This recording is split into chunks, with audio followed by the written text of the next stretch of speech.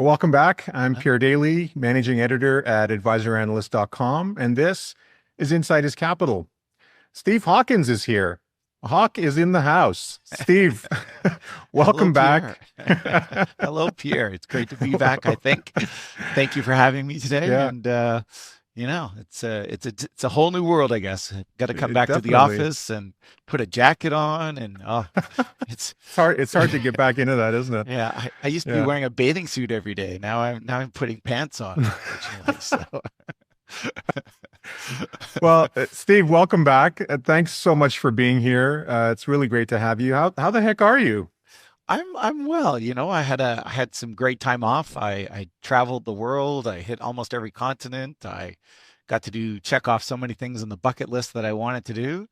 Well, Um, that's what I was going to ask you. How yeah. how was your retirement?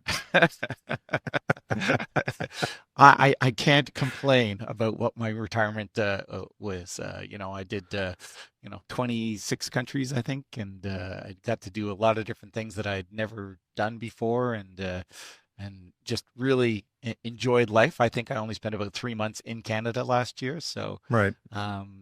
traveling the world was I mean I traveled the world a lot previously for work and for entertainment and stuff, but this time was I had to pay the airfare Yeah. so myself, and so it became a little more complicated. And my wife was like, I want to do this a lot more, and then it was like, do I need to go back to work to potentially do that, and down the road, and uh, here I am. Thought I was going to stay retired in the fall, at least when I came back to Canada, and then I had a couple of discussions with friends and with my wife and my new partner here at Longpoint, Myron Jenik, and this opportunity to acquire an already registered company Right. and build an ETF company from the ground up the way that I want to do it, with my own rules and nobody telling me what to do. And don't, I mean, I have a board, but it's a friendly board, and I don't really have to answer to my board because, my father-in-law is not really going to question my ability in the how I get to what ETFs I get to launch and how I get to do them. So, I'm excited to just really dig in again, and do things my way. My hardest thing right now is sort of managing time, which I haven't really had to do. It's really been a big adjustment this last month. Figuring out priorities and managing my own Right. time, and was something that I actually thought I did very, very well when I was CEO at Horizons.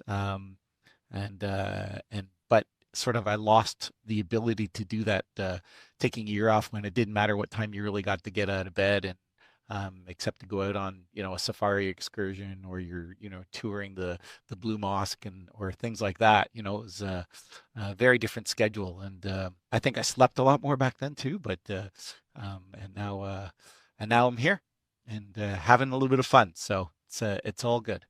Yeah. Well, Steve, I would say that my sort of recollection of all that time at Horizons, that you were very, I mean, you brought a very strong entrepreneurial spirit to the company.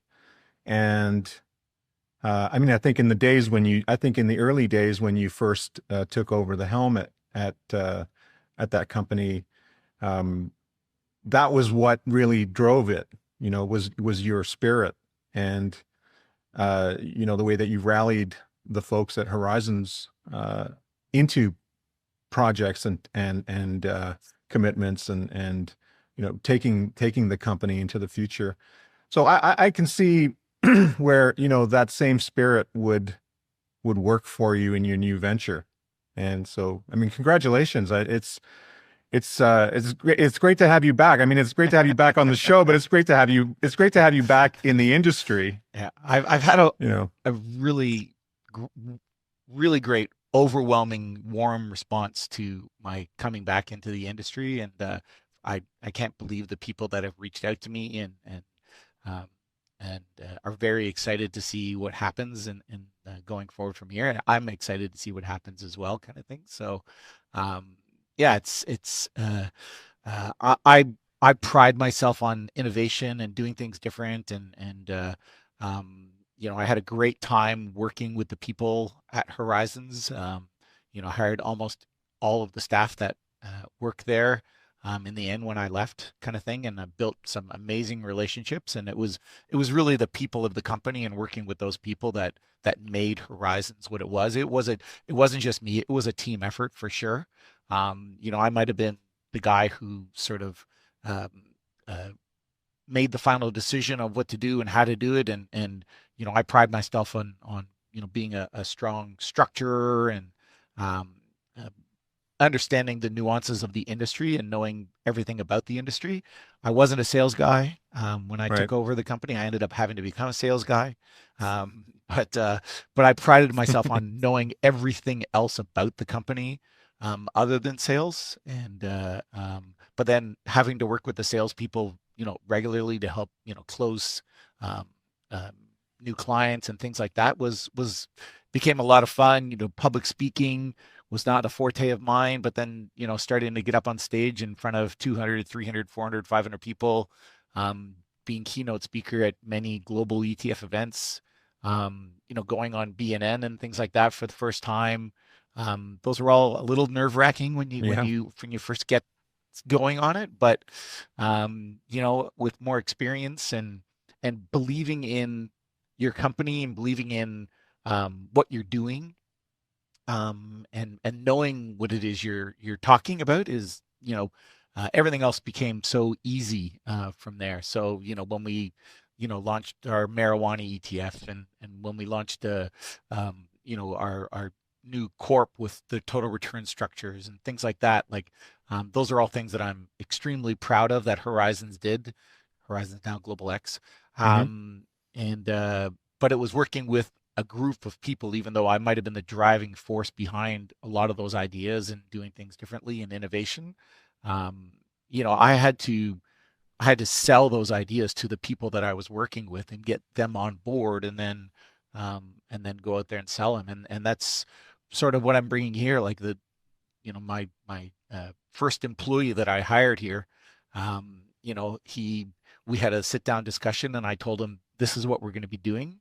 And before that discussion, he was like, I have no interest in working at the company. And then after literally 5 minutes after that discussion, he was like, Steve, I want to come work with you at the company. Right. So, and that's what I bring. So I bring Yeah. energy, I bring excitement, I bring doing something different.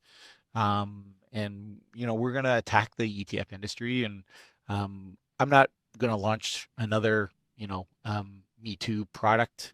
Everything that we're going to be doing is going to be different, and we're really going to be trying to service two really distinct ETF communities, with the retail advisor being a prominent one, um, but also the do-it-yourself self-directed investor as well. So, Awesome. I'm yeah. excited to see what you bring. I think everyone is. I think everyone's curious. Your departure from Horizons was, I don't know, shrouded in mystery. Everybody wondered, where did Steve go? Like what happened, and we won't get into that. But I'm excited to see what you bring to market, Steve. I'm sure there's a huge amount of curiosity as to what that will bring. Yeah. I want to introduce you, Steve, before we get into our conversation. In this episode, it's my great pleasure to welcome Steve Hawkins, CEO of Longpoint ETFs, to the show. Steve is known for his bravado, a true maverick in Canada's ETF industry, known for his dynamic leadership and strategic vision. He previously led Horizons ETFs, transforming it into Canada's fourth largest ETF provider. And after a brief retirement, if you've been listening, in 2022, Steve returned to the industry in 2023, driven by his passion for innovation and growth. At Longpoint, he's focused on building partnerships and launching groundbreaking investment products. Join us as we dive into Steve's journey. Thank you so much for listening, and stay tuned. This is the Insight is Capital podcast. The views and opinions expressed in this broadcast are those of the individual guests and do not necessarily reflect the official policy or position of AdvisorAnalyst.com or of our guests. This broadcast is meant to be for informational purposes only. Nothing discussed in this broadcast is intended to be considered as advice. That was a great intro, Peter, by the way. Well, thank you. You're welcome. It's well deserved. I tried to encapsulate the spirit, your spirit into the introduction, and I think the only thing you missed was the Wealth Professional CEO of the Year 2 times. Wealth Professional is one of our peers in the. It's okay. But CEO of the Year.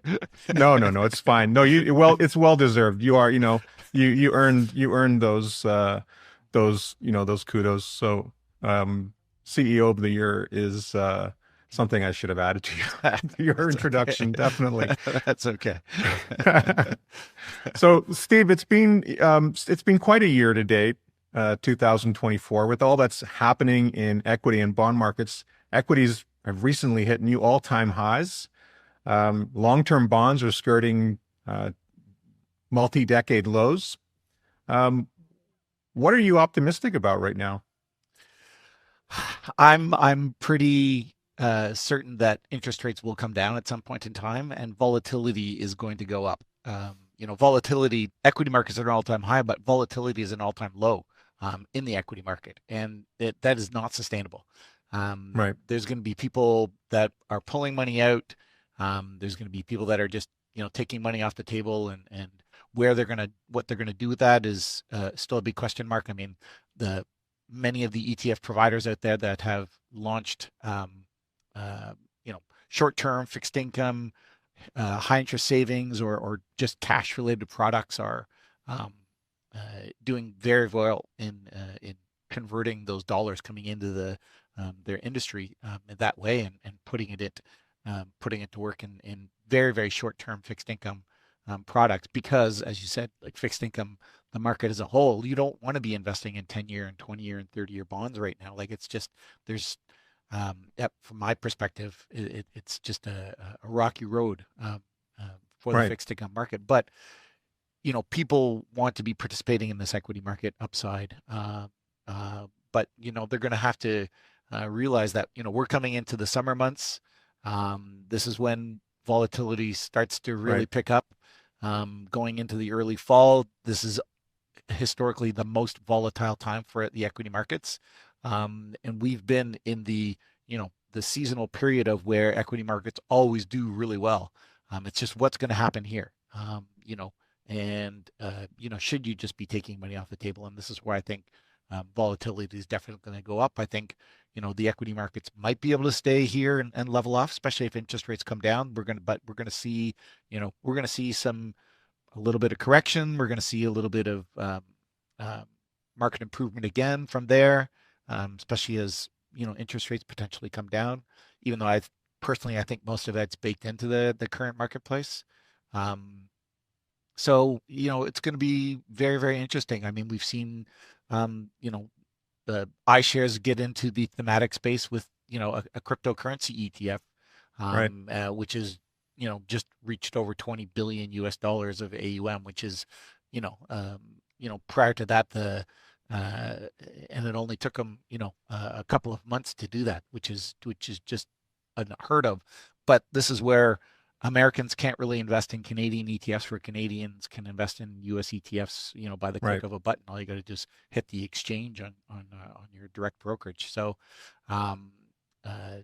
Americans really had pent up demand to invest into more cryptocurrencies from a physical perspective. And even though Canadians have had that opportunity to do that for, almost 4 years kind of thing. So, it's a different marketplace between Canada and the US, but I mean, we're so connected from an integration perspective. Canadians love investing in Canada. Canadians love investing in fixed income. I mean, we're the highest concentrated fixed income investors in the world, and the highest home-centric investors in the world. But what is our second choice from an investment perspective? It's the US. But that's every country in the world. And some of those countries, it's their first choice. They only want to invest in the U.S. So for us here in Canada, we're going to have a lot more choices coming in the ETF marketplace, and I'm hopefully gonna help create some new opportunities for the both the self-directed investor out there as well as investment advisors looking for new and novel ideas. ETF marketplace continues to transform very, very regularly. Index providers are there's many, many more index providers now. They're coming up with new and novel ideas all the time.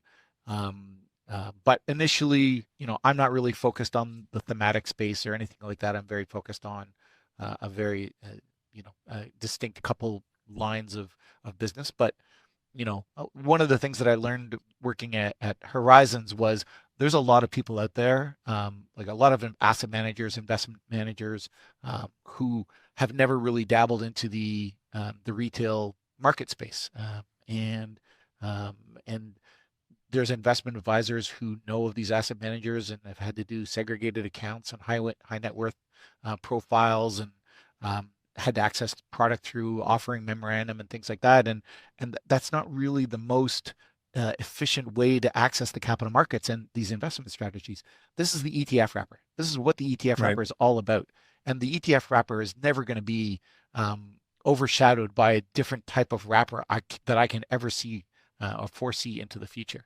The ETF wrapper is here to stay, and we're just coming up with more new and novel and better ways of structuring different strategies to put into those ETFs right now. And that's sort of, that's my, that's what I'm known for. And that's what drives me is trying to figure out how to get this strategy, which has never been available to a retail advisor or do-it-yourselfer previously, without going through a lot of regulatory hoops and processes to get it into an ETF wrapper and put that into the marketplace for somebody to enjoy. And I mean, and that's what BlackRock, amongst many other groups, did with the Bitcoin, physical Bitcoin in the U.S. But Canadians brought that to market first. Canadians are very at the forefront, and I'm going to put myself in that group of people who have been very, very innovative and come up with new and novel structures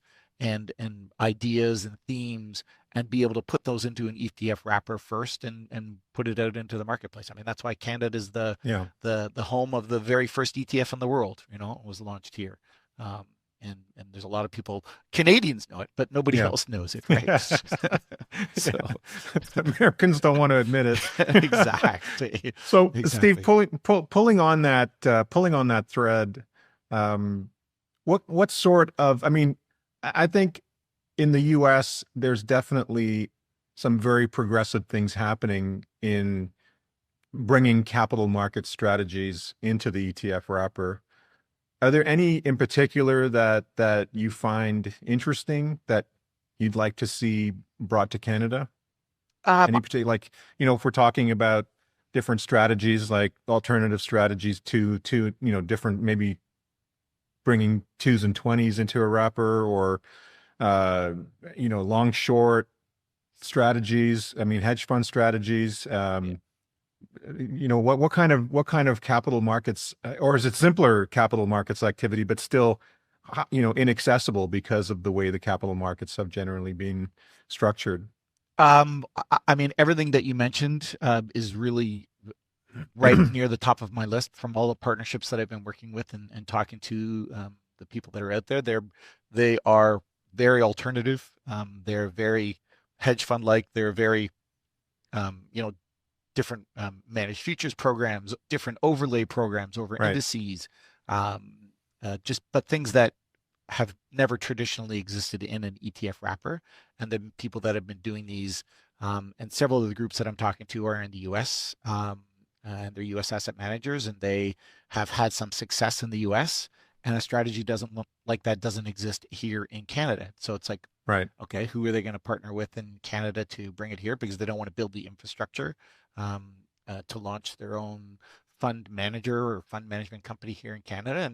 And that's what I am. And I bring the expertise of the Canadian ETF marketplace and the Canadian mutual fund structuring marketplace to the table. And that's why I'm going to be working with a lot of U.S. asset managers, but I'm also working with a lot of Canadian traditional asset managers who have been very, very, you know, they've kept themselves quiet from the retail front, just Right. very relegated to, family office type of products and their own pooled funds and selling within their own communities and things like that. And now they want to, potentially access this vast ability to bring in the do-it-yourself investor as well as the retail advisor, and they've never been able to do that before.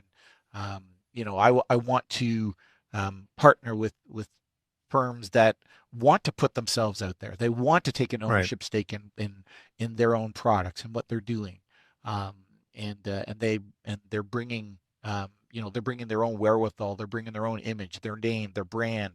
They're active in the content space, and those types of firms. And I've just been surprised on how many of them are who have never thought about talking about or managing an ETF. And that's sort of what I'm Right. helping them get there from that perspective. And how can an ETF help them with the way that they manage the money internally, from changing the way that they are managing pools across or segregated accounts across a whole bunch of clients.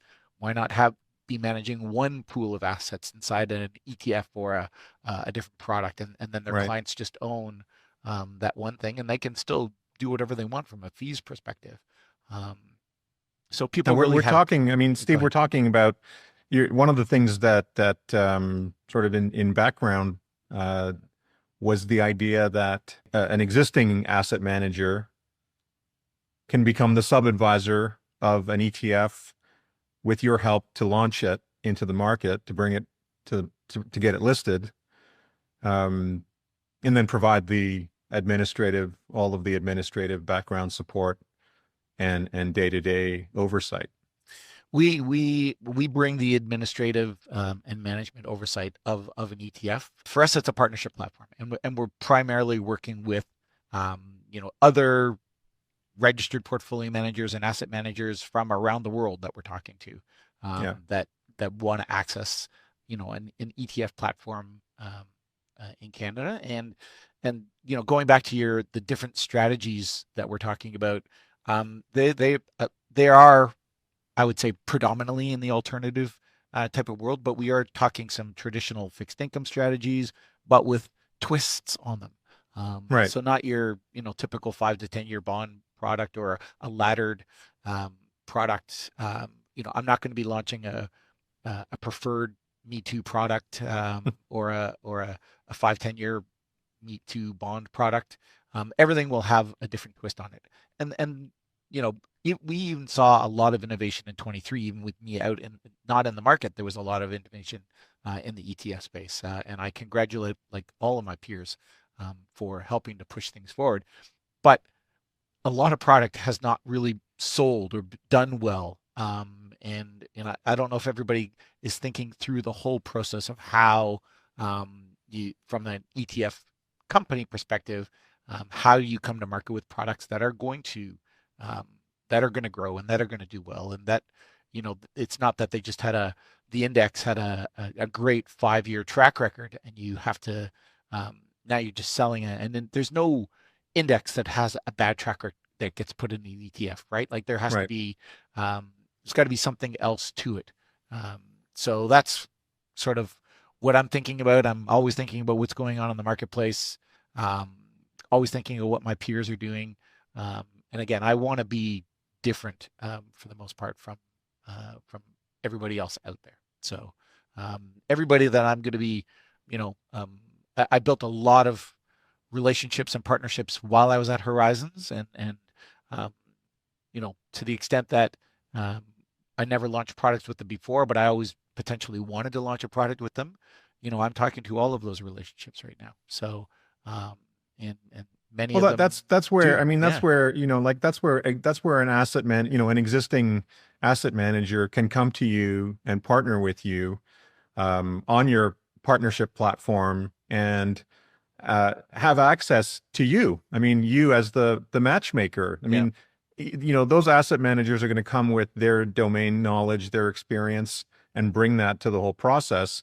But you have the ability to connect them with the other parties in the market, the counterparties, the people that would support the activity in the background, and that's sort of the missing link that you're providing, right? Is making those connections For sure. make I mean, even possible for that asset manager to bring that to market. There's even retail advisors out there that have been managing money in a very specific way, and they're like, can I put my strategy into build an index around that strategy, Right. or can you help me, create an ETF off of my strategy that I can help use for my clients, and I have a lot of friends over here that want Right. to, invest in this strategy, but I haven't, I don't let them, use my strategy, and some people feel proprietary about their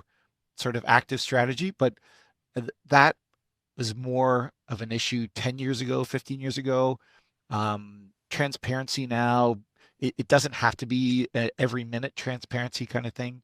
Even in the ETF world, from an active underlying portfolio, I mean, many funds don't post their holdings on a daily basis. They post them on a Right. weekly basis, or on a 2-week basis, or on a monthly basis.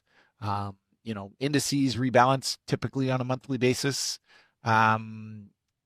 But active strategies don't have to be disclosed every day, and changes can be made, and people are buying a name. They're buying somebody who they trust, right? So this is where, again, as you said, I bring the wherewithal of understanding all of the different components of how an ETF can work and how to make it work, and whether or not, how I find the right partners to partner with.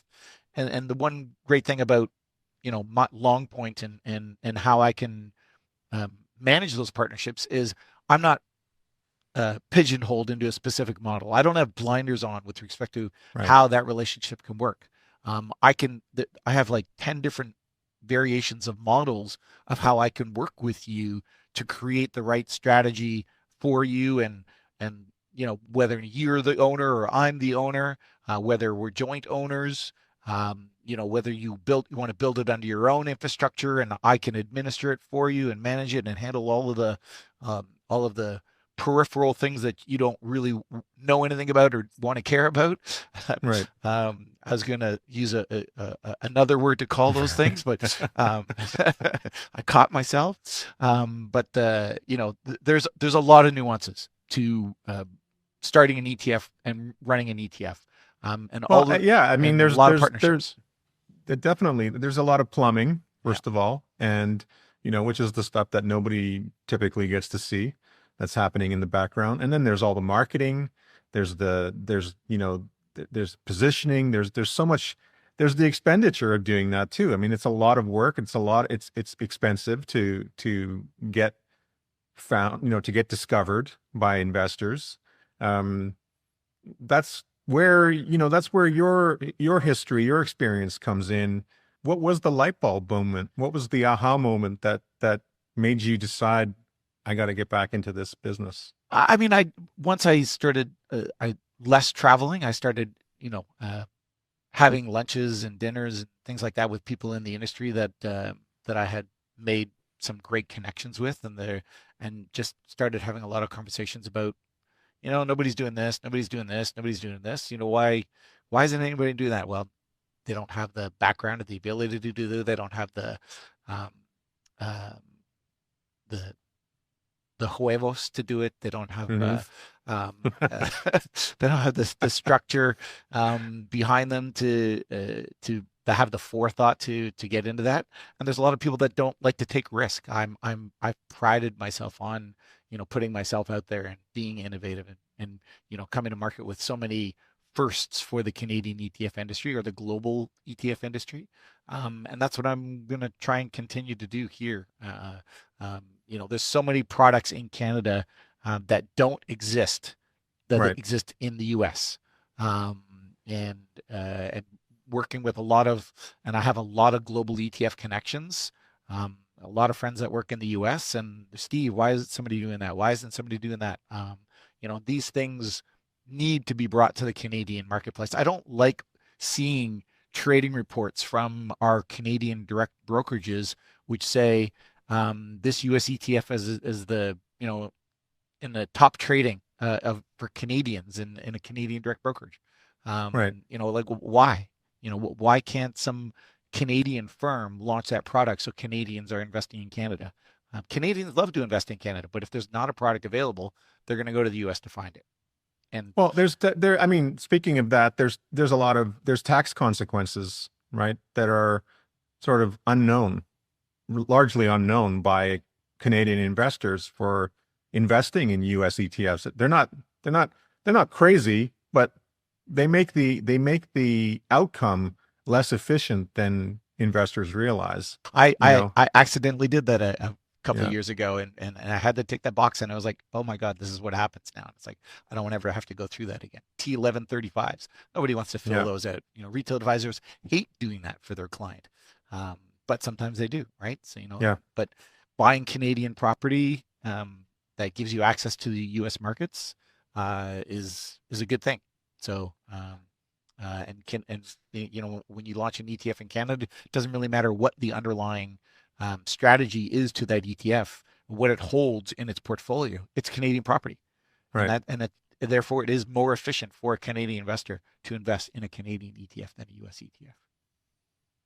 So you've witnessed a lot of changes in the ETF industry over the years.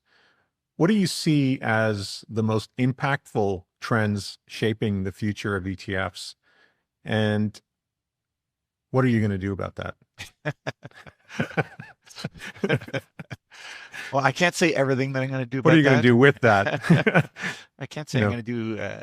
Well, I mean, I started in the ETF industry when there was 3 ETF providers, and now I think I'm the 41 or 43rd ETF provider. Right.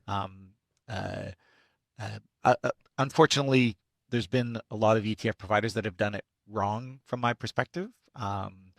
I've seen so much growth in the ETF industry. I've seen so much innovation in the ETF industry.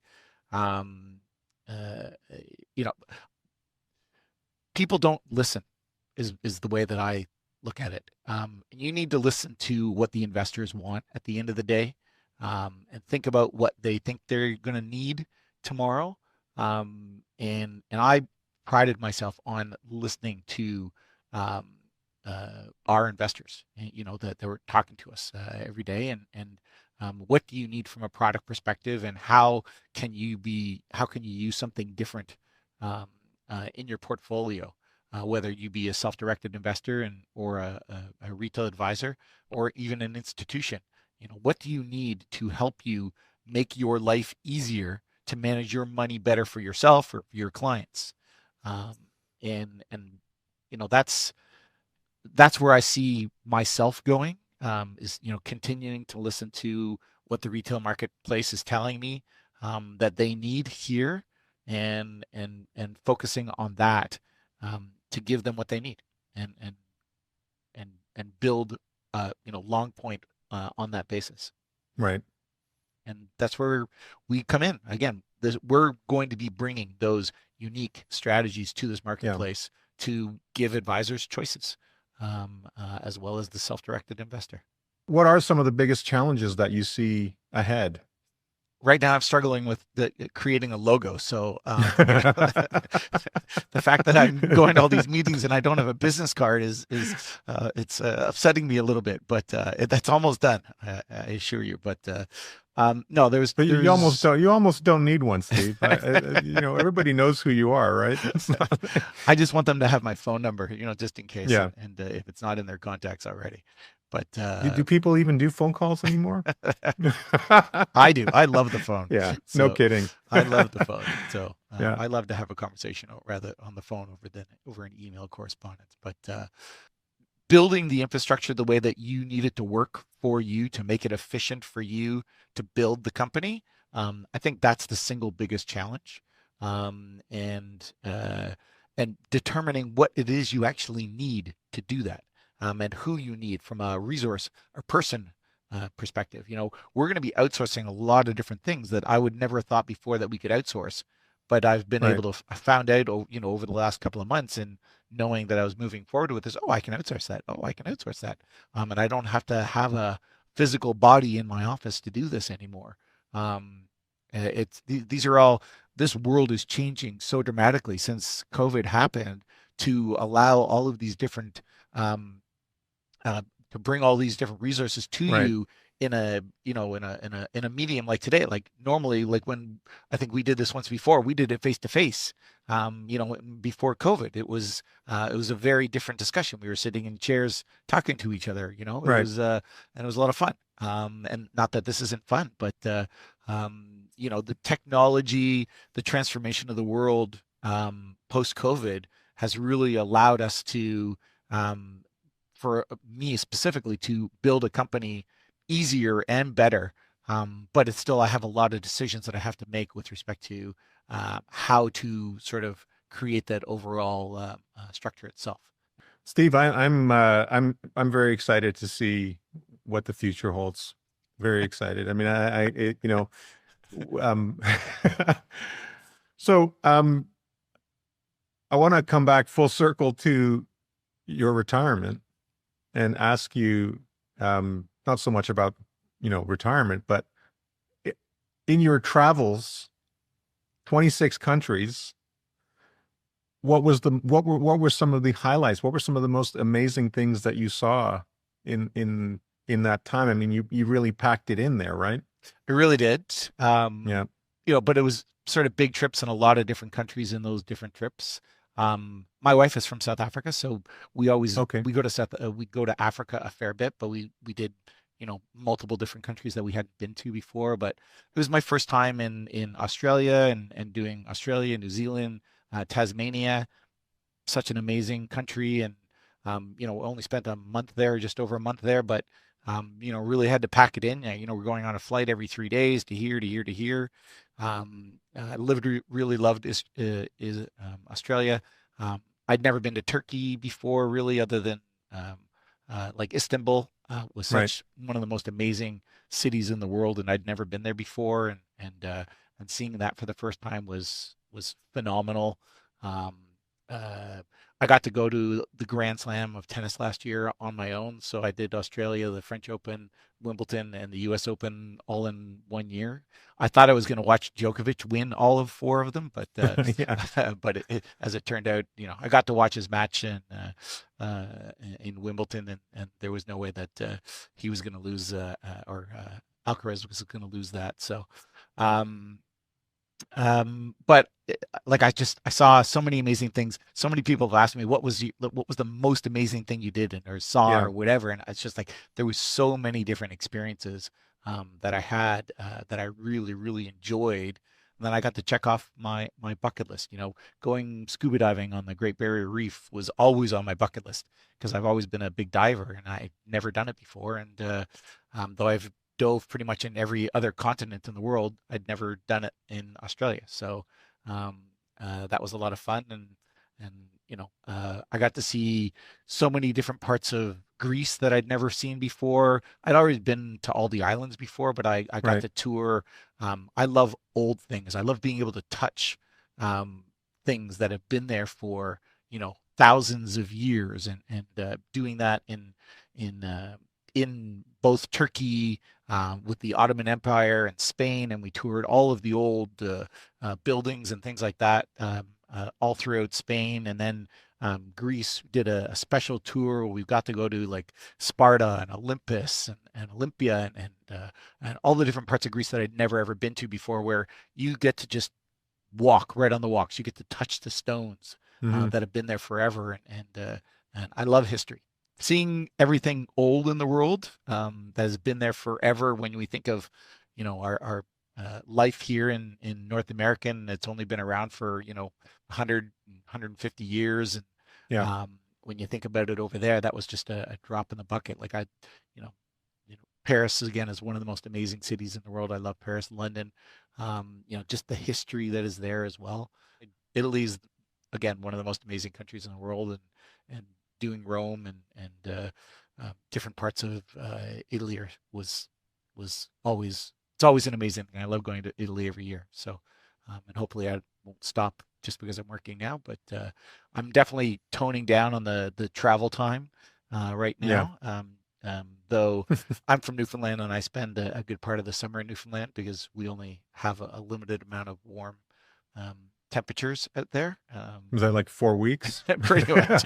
We've had 6 weeks of summer there. So I intend to spend some time this summer in Newfoundland, as I always do, and very excited about that as well because we're going to have a great whale season. But last year we had the most amazing iceberg season in Twillingate, where I'm from. And this is where the name Longpoint came from. It is the lighthouse on the island of Twillingate, where my parents and my grandparents and most of my great-grandparents are from. So it was, so it's got history for me. It means something very personal to me. A lot of people have asked me where Longpoint came from, and it is exactly that. It's the lighthouse on my little island. So, which everybody needs to come visit, by the way, because it's one of the most beautiful places in the world. So, but only come in July. Fantastic. Yeah, July. Yeah, the very height of summer. Absolutely. Yeah. There we go. Steve, congratulations. Thank you so much for sharing all of that, sharing all of your work, launching a new ETF company. I can't wait. I think we all can't wait to see where you go, which direction it goes in, and what you bring to market. And I think we should just keep it open in the calendar that when you do launch, we should get together again on another episode to talk about what you're launching, what you've brought to market. I'm guessing you can't really talk about any of those things right now. I can't. So we kind of talked around it and all over, but not specifically about any of it. Thank you for your incredibly valuable time and your insight. Well, Peter, thanks for having me here, and absolutely we'll put something in the calendar for the end of the summer and maybe into September. I'm sure we'll launch a product here or there before then, but I would say the majority of the products that we're going to be launching will be in August, September, October kind of thing. So awesome. And then we'll do something again in the fall and catch up at that point in time, and then you can sort of then you can say, you can applaud me on innovation and be excited for me. So I'm very excited about the future as well, but I'm also very excited about the Canadian ETF landscape and what it means to Canadian investors, and how much the ETF industry still has to grow. And I'm back here now, and I'm going to help it grow and bring new innovation ideas to the Canadian investors. Awesome. Well, go Longpoint. Congratulations, Steve. That's